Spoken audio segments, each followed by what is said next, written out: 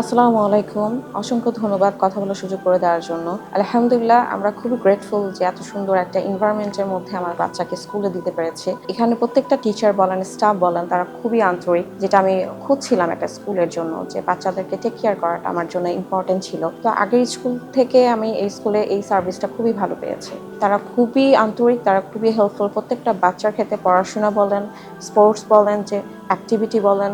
এখনকার আমরা যেহেতু ঘরবন্দি, সেক্ষেত্রে একটা খোলা মাঠ পাওয়া কিন্তু খুবই ইম্পর্টেন্ট আমাদের বাচ্চাদের জন্য। স্কুলটা কিন্তু সেই সুযোগ আমাদের করে দিচ্ছে। তো এর জন্য দেখা যায় আমার বাচ্চা স্কুলে আসার জন্য কোনো বিরক্ত প্রকাশ করে না। সে উইলিংলি এখানে আসে। তাকে কোনো ডাকতেও হয় না। সে নিজে থেকে উঠে রেডি থাকে যখন স্কুল বাস আসবে।